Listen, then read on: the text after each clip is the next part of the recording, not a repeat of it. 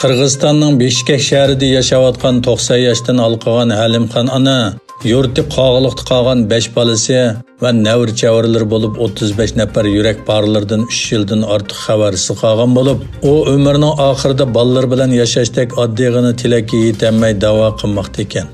Erkin Osiyo radiosining xabar qilishicha, Halimxon ana 1992-yili o'g'li Matrosul bilan Qirg'izistonga kelib tijorat qilgan va Qirg'iziston grajdonligini olgandan keyin bolalarini elib ketish uchun 2000-yili yurti qog'iliqqa qaytgan. Ammo Xitoy hukumatı uning bolalarining pasportini hal qilmoq tugul, onasi ikkilanning pasportlarini tortib olgan. Doiralar ularning pasportlarini qaytarib bermagachga, ta 2016-yilgacha qog'iliq tutirib qolgan.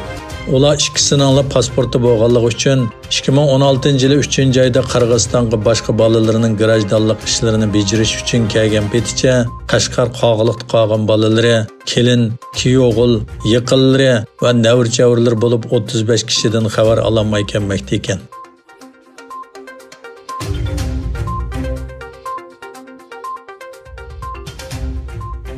Shvetsiyaning poytaxti Stokgolmdagi Uyg'urlar Urumchi qirg'inchiligining 11 yilligi munosabati bilan Xitoyga qarshi namoyish o'tkazdi.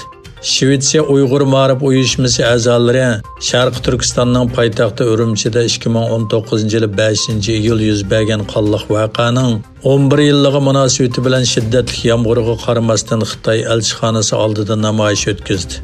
Mazkur uyushmaning boshlig'i Odam G'olib bayonot e'lon qilib, Xitoyning Guangdong o'lkasi Shaoshan shahridagi bir o'yinchiq zavodida yuz bergan voqeada Uyg'urlarning o'ldirilganligini, buning jinoyatini surishtirishni talab qilib tinch namoyish qilgan Uyg'urlarning Xitoy armiya va soqchilari tomonidan qonliq bostirilganligini aytdi. Yana bir tarafdan Sharq Turkiston madaniyat va hamkorlik tashkiloti Urumchi qirg'inchiligining 11 yilligi munosabati bilan Xitoyga qarshi namoyish o'tkazdi. Shuning bilan birga İstanbul Saraçxona bog'cha maydonida ochilgan 5-iyul qirg'inchiligiga doir rasm ko'rgazmasi davomlashmoqda.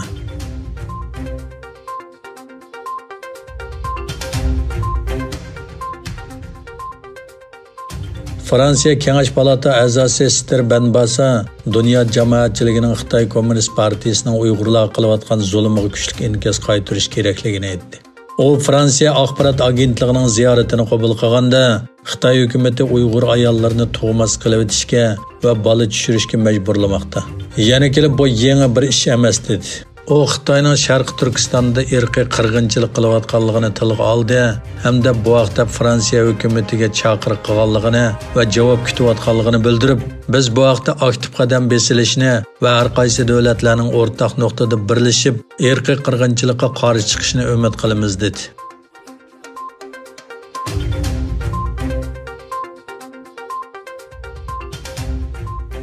Dünya miqyosida Xitoy virusi bilan yuqumlanuvchilar soni 11.400.000dan oshgan bir paytda Angliyaning yakshanbalik vaqt gazeti Xitoyning Wuhan virusini 7 yil burun bayqaganligini va buni yoshirib kelganligini ilgari surdi.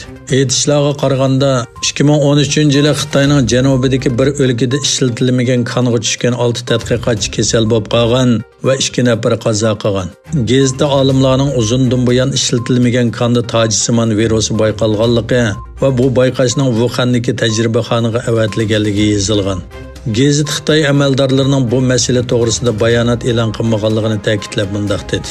Tekshirishdan ayon bo'lishicha, tojisimon virus 7 yil ilgari shaparang va chashqan qonda bayqalgan. Tadqiqotchilar buni bayqagandan keyin uzoqcha sukut qilgan.